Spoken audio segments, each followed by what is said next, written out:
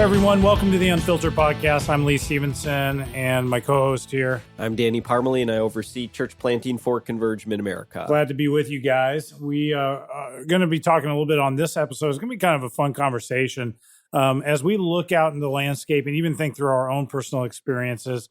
A lot of money gets wasted in the church planting effort, especially that pre-launch phase up to the year one. And we're just going to kind of go through some of our list of things of where we've seen money wasted when it comes to developing a church plant. So when you think of it for you, what's like your biggest pet peeve, Danny? Like, that you see repeatedly done, but it's a major mistake when it comes to investment and finances. Yeah, well, let me start out by saying this is unfiltered, and yet at the same time, kind of a disclaimer that obviously context, for each of these is going to be different for each area. So maybe we'll ruffle some feathers as people are listening, going, "Well, I bought this, but this is why I needed to." But maybe that's okay. Maybe it's okay to ruffle some feathers as we do this. But I think one of the biggest things is kind of the haphazard marketing, and What do you mean by haphazard marketing? Yeah, I'm a big advocate of using dollars to help create awareness and to present opportunities for people to know, whether that's mailers and websites and all of that stuff. So I am for marketing, but when you don't think it through, you're like, oh well, I'm going to do a mailer, so I'm going to send out 1,000 mailers, which might even sound like a lot, but it's actually not enough to do anything, and you'd be better off using that money for something completely different. And the same thing with radio. I see a lot of guys like, oh, well, I'm going to do radio because by this ad campaign on the local radio and station. It's going to reach 250,000 people. Well, yeah, that's great, but it reaches 250,000 people because it's like 100-mile radius, and they're people that will never come to your church. So it's just not thought out of who you're actually trying to reach and how you're going to, make them aware of what you're doing. Oh, I think that's great. So if you were let's talk about the mailer. Yep. If you were going to invest in a mailer, what number is kind of the classic number to shoot for when it comes to how many homes this should land at? And what would be an honest figure in order for that to actually happen? Yeah, well, I mean, obviously there's a couple different schools of thought. Some will say that you really need to do, 3 different mailers instead of just doing, one big one. Why? What's the the marketing principles behind of like it just takes multiple times for someone to see something before they actually look at it or to take action. And sometimes I buy into that, sometimes not. So again, it kind of some of it will depend on your resources. But I think that you really have to be getting into at least 10,000 as a minimum before you start kind of making anything a return on your investment. Yeah, that type of thing. And I think mailers are about a quarter a piece once you include print. If you're doing 10,000 mailers, is just to kind of like factor that in. So it's not a small amount of money, but some guys will do a smaller geographic area, and they'll do 5,000, 5,000, 5,000. So that is another way. Or they'll say, you know what, I'm just going to do one. And I'm going to do, 15,000 type of thing. But it's definitely more than just, all right, I'm just going to spend a few bucks and kind of sprinkle something out there and think that something's going to happen. If you were looking at doing it again, what would you do differently versus a mailer? How would you maybe use that money in another marketing strategy? Yeah. Well, I absolutely believe that your website is your absolute front door. So if you're even going to be spending more time on the design, the functionality, the ease of use of your website, which you can get for very inexpensive. There's lots of talented people out there that can help do that. And then I would say if you have a small budget, that you can put some money into the social media stuff. And it is a little bit complicated, but whether it's Facebook ads, which are now connected to your Instagram ads, it's worth it. You can make a pretty quick dent in doing things that way. Oh, no, that's great. So one of the things I see it too all over the place, haphazard marketing or just plain old wrong marketing strategies when it comes to money that gets invested. The other one I see is conferences. It's sometimes we want the next biggest, best, and I see pastors, church planners specifically, travel a lot from conference to conference to conference, and because maybe here I can talk to this person, and here I can learn about this. What do you see as some of the dangers of just being a conference junkie? Yeah, so I love that you use that term because there are those conference junkies where they're just kind of chasing the Christian celebrities Yeah. and doing the selfies type of thing. But I actually think that content-wise, you can get all the content that you get at a conference. You can get that on YouTube, online, all of that. So there is the value to pull away a little bit, get yourself in, a worship, being encouraged, surrounded by a group of church planters or other Christian professionals. And I think the biggest advantage of conferences is if you're taking someone with you from your team to kind of just get away and be inspired together. And maybe you do that once Or a even year. maybe a key lay leader Or or a key lay leader to be able to do that and for them to, be influenced by that.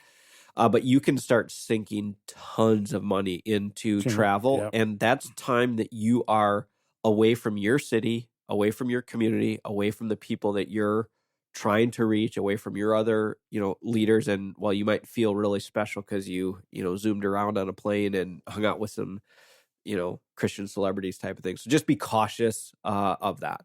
Yeah. The other, like probably my biggest pet peeve is money that gets put into staff that honestly could be put in the bank, and you could raise up volunteers to fill most of those spots, especially in those early days. Sometimes it's so easy to think, we try to predict our sustainability or predict our success based on how many staff we can bring on our team right away. Right. And we can oftentimes be very staff heavy as we get the church up and off the ground, which honestly becomes a strain on the overarching budget of that church in the early days. And then it can actually backfire, because if you don't grow into a sustainable level to being able to sustain all those staff salaries, who are you going to let go? Right. And how are you going to pick up the pieces, both in the ministry, but now in this person's life that may have quit a great job in order to be a part of this new adventure. And so you've got to be very, very careful with that. The best staff are free. I mean, let's be honest. It just is. Yeah. And I would say to it, I have seen that happen a lot more with planters who have transitioned from a large church, and you forget when you're in that environment, like, oh, well, yeah, we hired someone to do this, and this, and so you just think, oh, well, now that'd be great. Yeah. Now I'm a planter, so I need to have someone who's hired, where a lot of times in the beginning, you are all those things. You are the janitor, you are the youth pastor, you're semi the accountant looking over things. Yeah. And it's so easy to overlook it.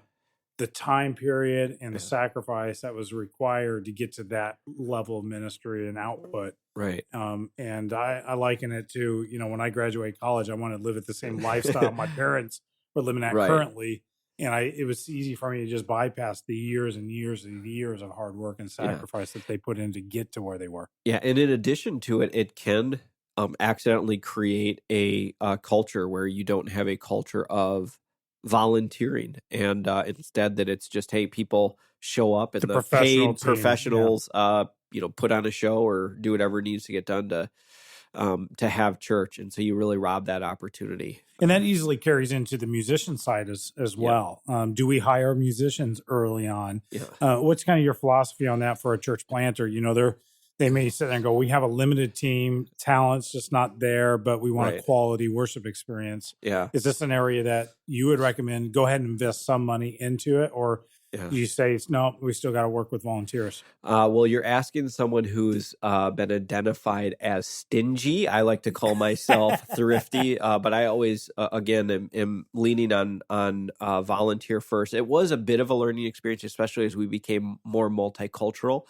That, like, especially in the African American setting, that it almost all musicians are paid. I mean, it's just they'll get paid more than even the preaching pastor type of thing. So there's definitely some multicultural things that kind of play into that. Has been kind of a learning experience. But for the same reason of staff stuff before, if you can have a volunteer first, and I would say that when you want to start paying someone, if is more about not just what they produce, but if they can multiply themselves, if they're a leader and they're leading the team and they're doing beyond just like, hey, I can shred on the guitar and I have an amazing voice, to lean more towards that direction. Because of course, I think that musicians can work themselves into a place where they are a valued member of the staff team, and Yeah. they're doing more than just playing music on Yeah. Sunday. Yeah.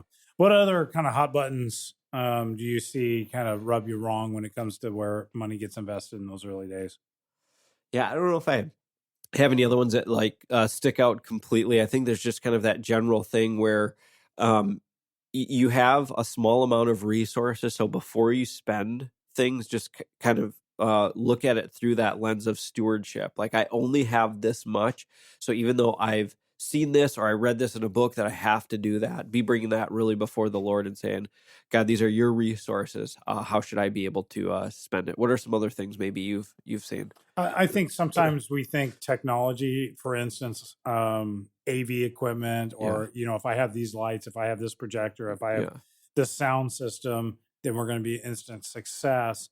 And though I think it's important to have quality on that end, I think sometimes we can delegate culture development to technology and not put in the hard work that's necessary. And so I think we can create a false premise if we're not careful that, well, I've got the stuff and the stuff's going to help me get to where I need to get. And the reality is it's time spent developing leaders, developing your volunteers, developing the culture that really is the most important thing of your church as you get that church up and going. Yeah, absolutely. Because you can have a value of excellence and a value of worship and still not have a, 6-figure sound system and do it really well. Absolutely. Still. And have seen it done. Yeah. And that is a great place to be and fun experience. So there's just a random rambling of kind of things that maybe get under our skin where we see mistakes made when it comes to how finances are invested.